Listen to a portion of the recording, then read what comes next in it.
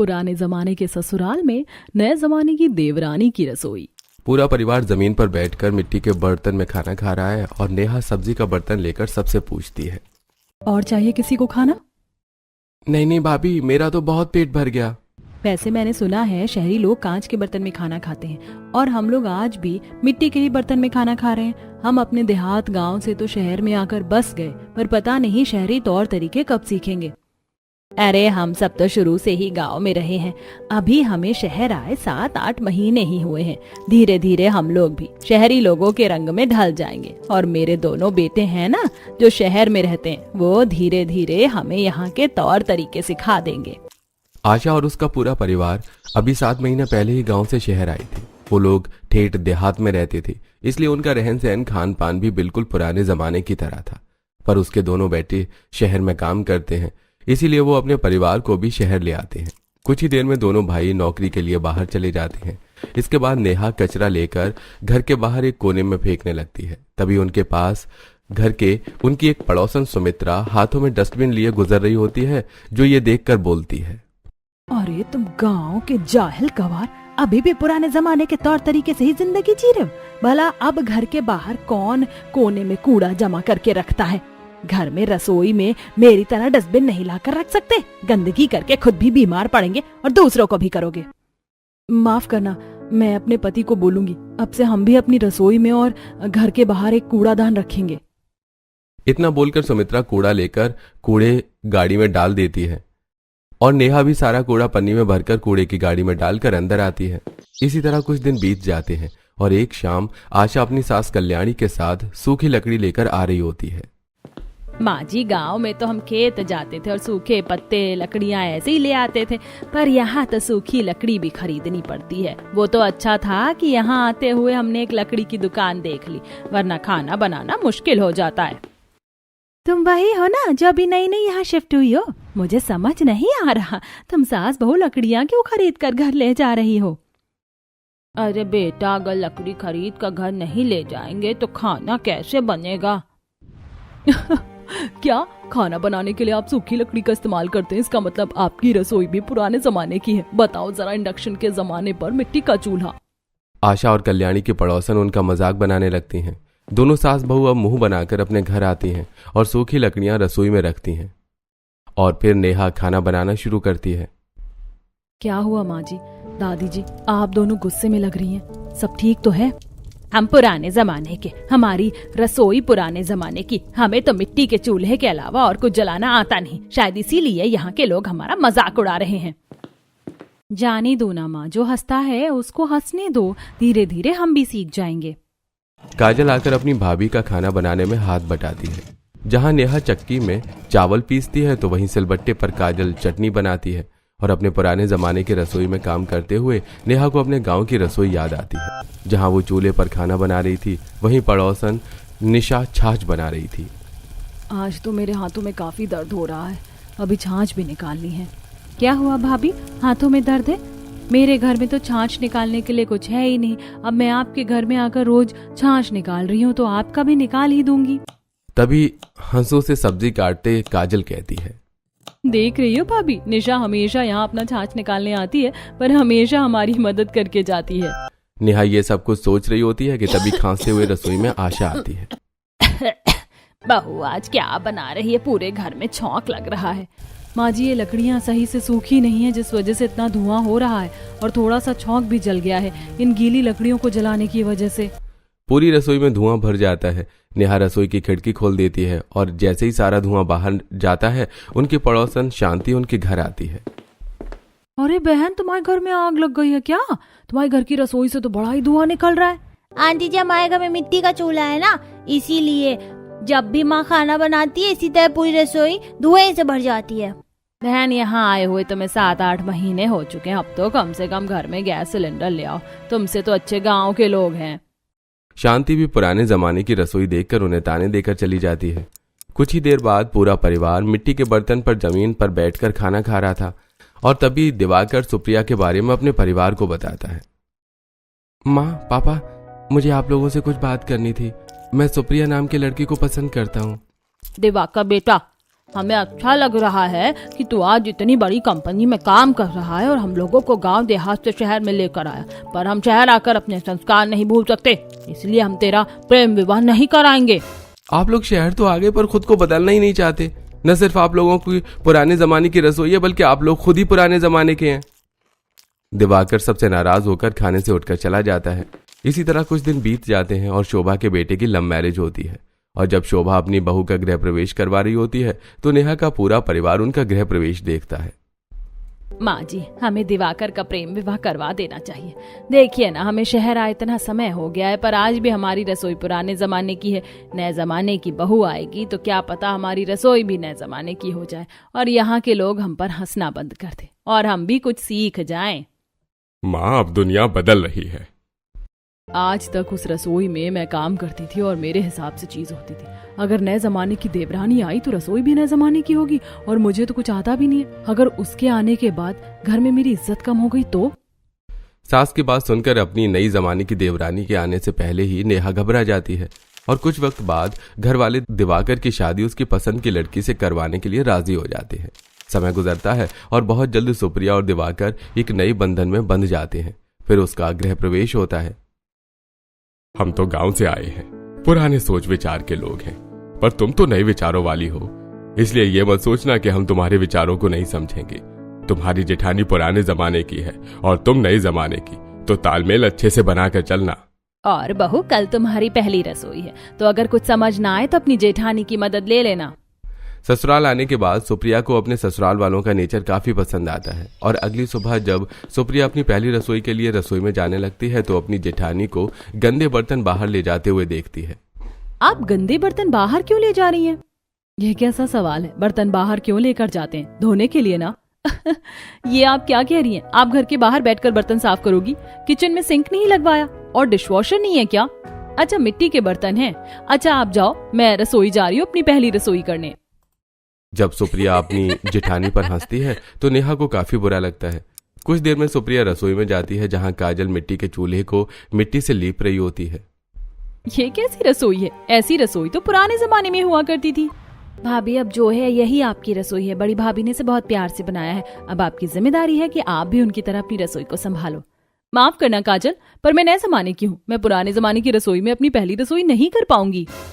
मिट्टी का चूल्हा, सिलबट्टा, हंसू, मिट्टी के बर्तन, चक्की, लकड़ियां, मटका से भरी पुराने जमाने की रसोई होने की वजह से सुप्रिया पहली रसोई का काम करने से साफ मना कर देती है। और जब इस बारे में सभी घर वालों को पता चलता है तो दिवाकर कमरे में बैठी सुप्रिया से कहता है, सुप्रिया, मैं जानता हूं तुम नए जमाने की हो, तुमने आज से पहले ऐसी रसोई में कदम भी नहीं रखा होगा, पर मेरे घर वाले गाँव से आए हैं, इसलिए इस घर की रसोई भी पुराने जमाने की है।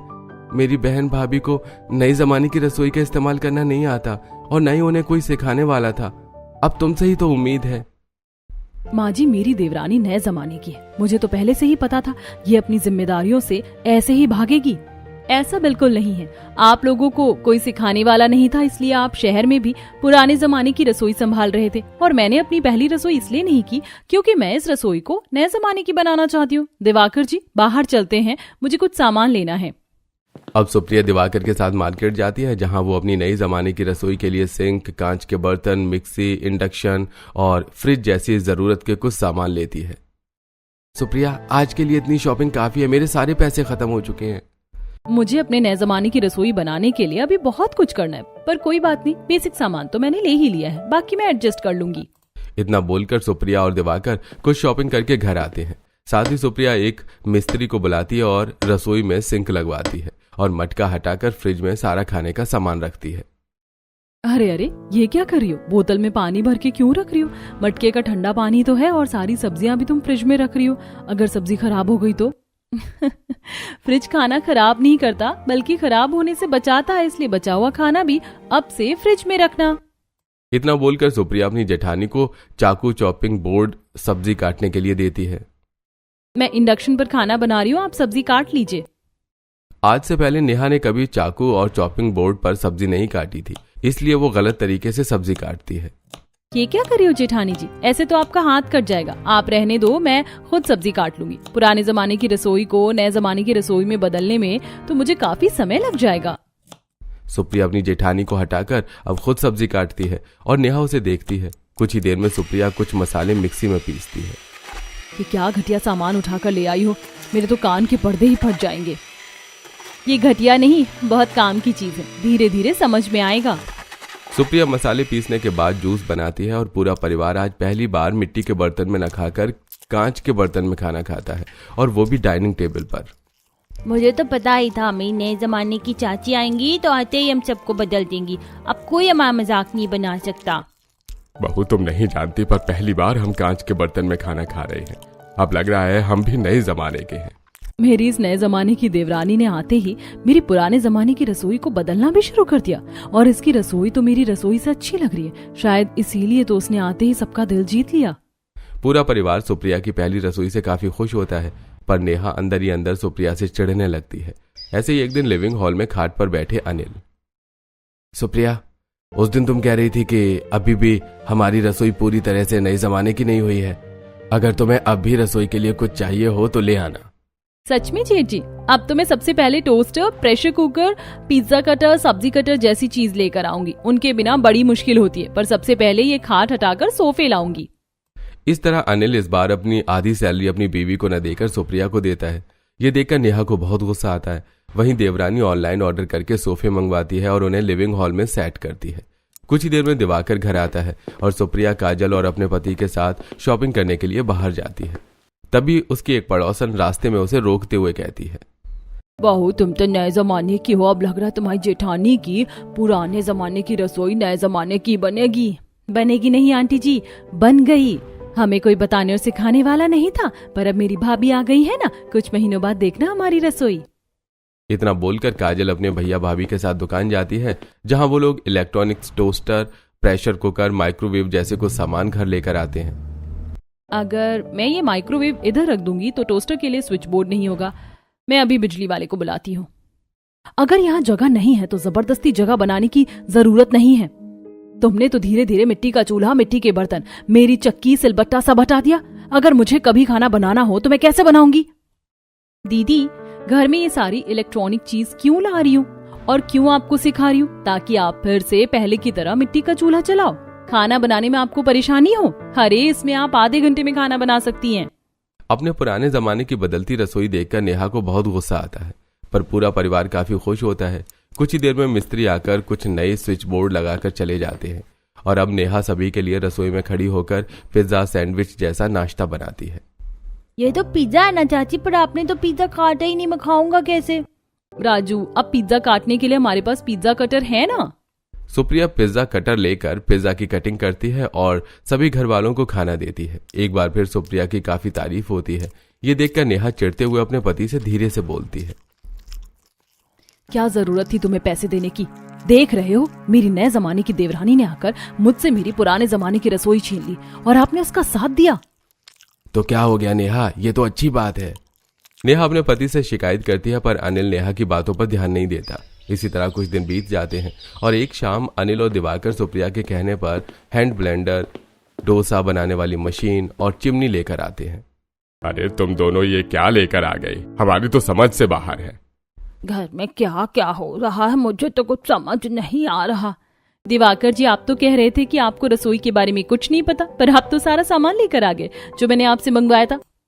अब जल्दी से मिस्त्री को बुलाओ, ये सारा सामान मुझे रसोई में अच्छे से सेट करना है। सुप्रिया सारा सामान रसोई में लेकर जाती है और बहुत जल्द इस तरह सुप्रिया धीरे धीरे पुराने जमाने की रसोई को नई जमाने की रसोई में बदल देती है। और एक दिन जब पूरा परिवार रसोई में आता है तो वहां जहां कदम रखते हैं वहां की लाइट अपने आप जल जाती है। साथ ही फ्रिज पर हाथ लगते ही फ्रिज ऑटोमेटिक खुल जाता है। ये सब देखकर पूरा परिवार काफी हैरान होता है। माँ, ये सब कुछ तो बिल्कुल जादू जैसा हो रहा है ना। अब समझ में आया हम कितने पीछे थे। हम तो 21वीं सदी में होकर 16वीं सदी में थे, तभी सब हम पर हंसते थे।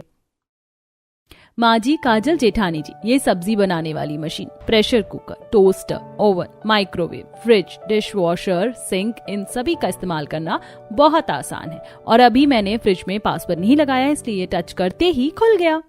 क्या फ्रिज में भी पासवर्ड? बहू, ये सब तू अपनी नंद और जेठानी को सिखा। हमारी तो अब उम्र हो गई है, ये सब हमारे काम का नहीं।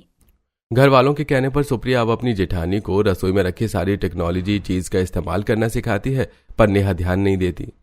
दीदी, आज मैं इडली और डोसा बनाने वाली हूँ। मैंने इडली तो रख दिया है बनने के लिए, आप इधर देखो डोसा कैसे बनता है। आपको कुछ नहीं करना, बस पेस्ट इस पर डालना है और डोसा अपने आप बन जाएगा।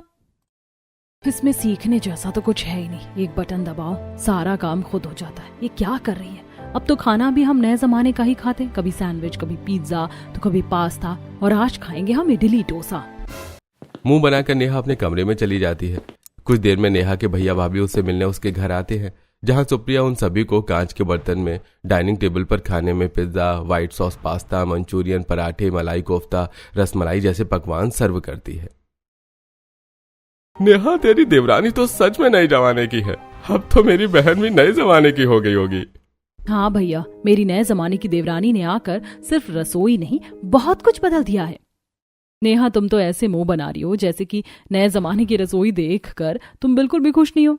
ऐसा बिल्कुल नहीं है भाभी। सुप्रिया भाभी तो नेहा भाभी को इलेक्ट्रॉनिक चीजों का इस्तेमाल करना भी सिखाती हैं। माफ करना, आप लोगों के लिए मैं फ्रूट शेक और नारियल की चटनी बनाकर लाना भूल गई, मैं अभी लाती हूँ। सुप्रिया, मेरे भैया भाभी आए हैं, मुझे भी कुछ करने दो। मेरे भैया भाभी को यही दिखाना चाहती थी ना कि इसे ही सब आता है। इन मशीनों का इस्तेमाल करना कोई मुश्किल नहीं है और आज मैं इसे दिखा दूंगी। अपनी देवरानी से चिढ़ती हुई नेहा रसोई में जाती है और गंदे बर्तनों को सीधा डिशवॉशर में रख देती है और प्लेट में रखे हुए खाने को सिंक में वैसे ही डाल देती है, जिस वजह से सिंक जाम हो जाता है और डिशवॉशर चलते चलते रुक जाता है। अब नेहा सब्जी को गर्म करने के लिए बिना माइक्रोवेव का टेम्परेचर सेट करे ही उसमें सब्जी रख देती है और बिना जग पर हाथ रखकर जूस बनाती है, जिस वजह से पूरा जूस पूरी रसोई में फैल जाता है और नेहा जोर से चिल्लाती है। नेहा की आवाज सुनकर पूरा परिवार रसोई में आता है। क्या हुआ भाभी, आप ठीक तो हैं? भाभी, आपने ये सब क्या किया? सुप्रिया भाभी ने आपको इतना सब कुछ सिखाया था पर आपने कुछ नहीं सीखा। जब तक सुप्रिया नहीं आई थी और मेरी पुराने जमाने की रसोई थी, तब तक तो सबको मेरी रसोई और मैं अच्छी लगती थी। पर जब से मेरी नए जमाने की देवरानी आई है, आप सबको यही लगता है कि अब मैं कुछ कर ही नहीं सकती। आखिर ये रसोई नए जमाने की देवरानी की जो है। नेहा सबसे नाराज होकर कमरे में बैठ जाती है और उसके भैया भाभी उसे समझाने उसके पास जाते हैं। नेहा, तुम्हें इस तरह से बात नहीं करनी चाहिए थी। तुम्हारी देवरानी बहुत अच्छी और तुम बहुत किस्मत वाली हो जो गांव देहात से निकलकर शहर आई और तुम्हें नए जमाने की देवरानी मिली, जिसने तुमसे नफरत या कोई बैर ना रखकर इस पुराने जमाने की रसोई को बदला ताकि तुम मिट्टी के चूल्हे पर खाना ना बनाओ। पुराने जमाने के तरीके को अपनाने से इंसान को परेशानी होती थी, पर नए जमाने की रसोई देखो कितनी आरामदायक है। पर वो सारी मशीन मेरे किसी काम की नहीं, क्योंकि मुझे चलानी नहीं आती और ना ही मेरी देवरानी मुझे सिखाना चाहती है, वो बस दिखावा करती है। तुम्हारी देवरानी ने तुम्हें सब सिखाया है, पर शायद तुम कभी सीखना ही नहीं चाहती थी, क्योंकि तुम्हें अपनी वही पुराने जमाने की रसोई चाहिए। अरे तुम्हारा परिवार तो बदलना चाहता है पर तुम नहीं। नेहा के भैया भाभी उसे समझाकर वहां से चले जाते हैं और नेहा जब रसोई में जाती है तो काजल सिंक साफ कर रही थी। देख लो भाभी, आपने क्या किया। काजल, उसमें दीदी की कोई गलती नहीं। जब तुम सीख रही थी तो तुमसे भी तो गलतियां हुई थी। दीदी, मैंने सब्जी कटर में बारीक सब्जी काटी है, आज आप वेजिटेबल सैंडविच नूडल्स बनाओ। ये सब मुझे नहीं आता। दीदी, आपको सब आता है, बस आप करने की कोशिश करो, मैं हूं ना। नेहा के भला बुरा कहने पर भी सुप्रिया नेहा से काफी अच्छे से बात करती है और अब खुद काम न करके अपनी जेठानी को फिर से रसोई में रखी सारी इलेक्ट्रॉनिक चीज का इस्तेमाल करना सिखाती है। मैंने सब्जी बनने का टाइमर सेट कर दिया है, ये सब्जी अच्छे से बन तो जाएगी ना? हाँ, बन जाएगी। अब आप एयर फ्रायर का इस्तेमाल करना सीखिए। इस बार जब नेहा सुप्रिया की मदद से खाना बनाती है तो उसे नए जमाने की रसोई पसंद आती है। इसी तरह कुछ दिन बीत जाते हैं और दोनों देवरानी जेठानी के बीच की सारी कड़वाहट खत्म हो जाती है। तुम दोनों तो बड़े नालायक हो। काम के सिलसिले में खुद तो बाहर चले जाते हो, घर वालों को घर में ही छोड़ देते हो। गुस्सा न करो और तैयार हो जाओ। आज मैंने एक रेस्टोरेंट में बुकिंग कर रखी है। कुछ ही देर में पूरा परिवार तैयार होता है और दिवाकर अपने पूरे परिवार को एक रेस्टोरेंट में ले जाता है, जहां Supriya taco, garlic bread, mojito जैसे नए जमाने का खाना ऑर्डर करती है और अपने पूरे परिवार को खाना सिखाती है। इन नूडल्स को इस कांटे वाले चम्मच से खाया जाता है, ऐसे। देखो चाचा, मुझे तो पहले से आता है सब। सब हंसने लगते हैं